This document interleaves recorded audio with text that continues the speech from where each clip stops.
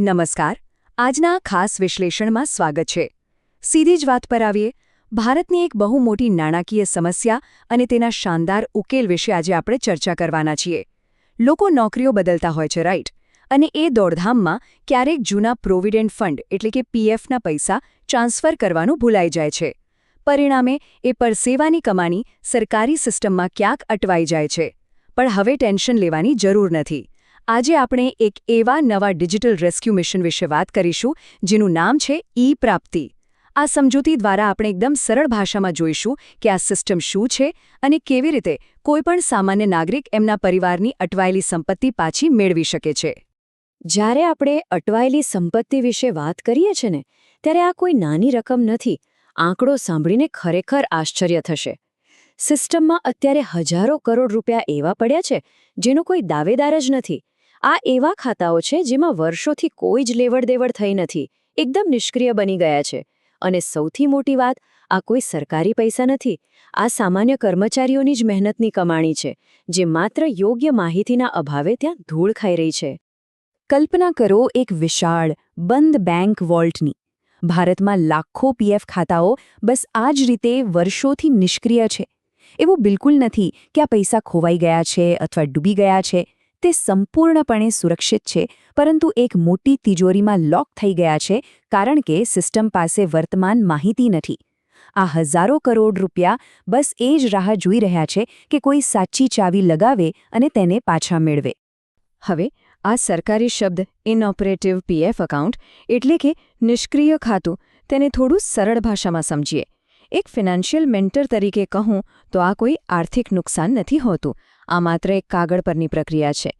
જ્યારે કોઈ નોકરી છોડી દે છે અને લાંબા સમય સુધી તે જૂના પીએફ ખાતામાં નવું ફંડ જમા થતું નથી, ત્યારે સુરક્ષાના કારણોસર વિભાગ તે ખાતાને નિષ્ક્રિય કરી દે છે. એટલે કે પૈસા ત્યાં જ છે, પણ ખાતું અસ્થાયી રૂપે લોક થઈ ગયું છે. એક એક્ટિવ ખાતું કેવી રીતે લોક થયેલા નિષ્ક્રિય ખાતામાં ફેરવાઈ જાય છે તેની સફર ખરેખર ખૂબ જ સામાન્ય છે.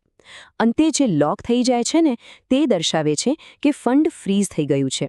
આ કોઈની પણ સાથે થઈ શકે છે અને મોટાભાગે લોકો અજાણતા જ પોતાના ખાતાને આ સ્ટેજ સુધી પહોંચાડી દેતા હોય છે. સૌથી અગત્યનો મુદ્દો એ છે કે આવું થાય છે કેવી રીતે. આપણે 3 સામાન્ય ભૂલો વિશે વાત કરીએ જે ખાતાને નિષ્ક્રિય બનાવે છે. પહેલી ભૂલ છે નોકરી બદલવી અને જૂની વિગતો ભૂલી જવી. કરિયરમાં આગળ વધવા માટે નોકરી બદલવી તો બહુ સામાન્ય છે.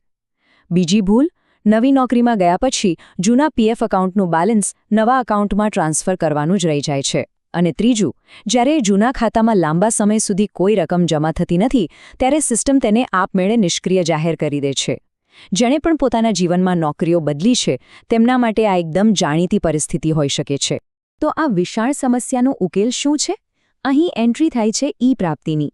આ માત્ર એક નવી સરકારી વેબસાઇટ નથી, પણ આ એક ડિજિટલ બ્રિજ છે. એક એવો ડિજિટલ પુલ છે જેનો મુખ્ય હેતુ જૂના, બંધ પડેલા ખાતાઓ શોધી કાઢવા અને કર્મચારીઓને તેમના પોતાના પૈસા સાથે ફરીથી કનેક્ટ કરવાનો છે.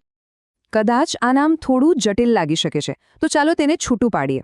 ઈ-પ્રાપ્તિનું પૂરું નામ છે EPFO Aadhaar based access portal for tracking inoperative accounts. સાવ સરળ શબ્દોમાં કહીએ તો આ એક એવું પોર્ટલ છે જે આધાર કાર્ડની મદદથી જૂના અને નિષ્ક્રિય થઈ ગયેલા પીએફ ખાતાઓને ટ્રેક કરે છે.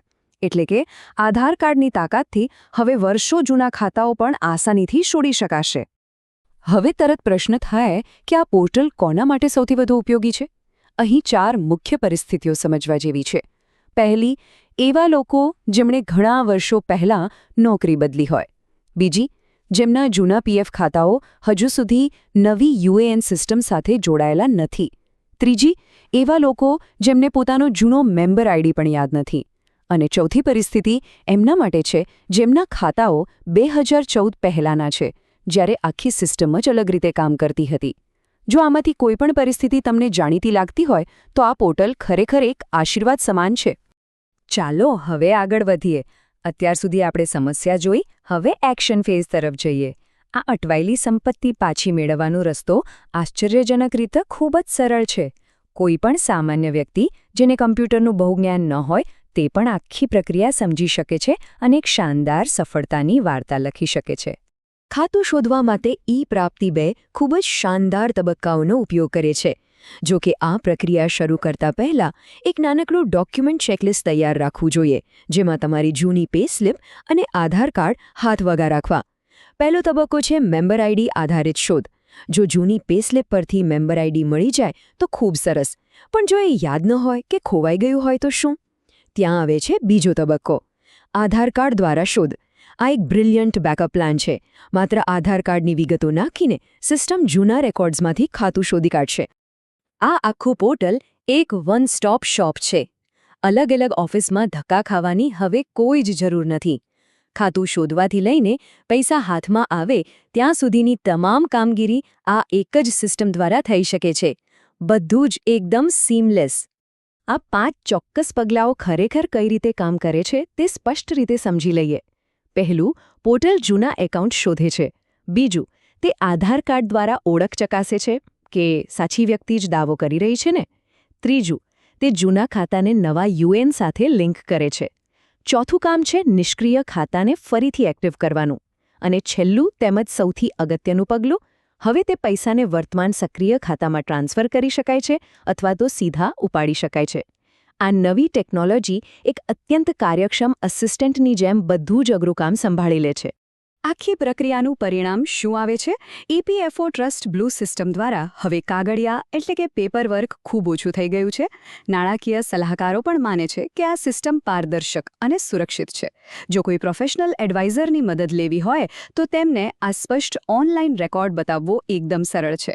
અગત્યની વાત એ છે કે ઇન્ટરનેટ પર થતી સામાન્ય છેતરપિંડીથી બચવા માટે આ પ્રક્રિયા માત્ર સરકારી સત્તાવાર પોર્ટલ દ્વારા જ થવી જોઈએ. અને હા, તે આધાર કાર્ડ પર આધારિત હોવાથી સંપૂર્ણપણે સુરક્ષિત છે. જૂના ખાતાઓને નવા યુએએન સાથે લિંક કરવાનું કામ જે પહેલાં માથાના દુખાવા સમાન હતું તે હવે સાવ સીમલેસ બની ગયું છે. તમારી મહેનતના પૈસા હવે તમારા હાથમાં.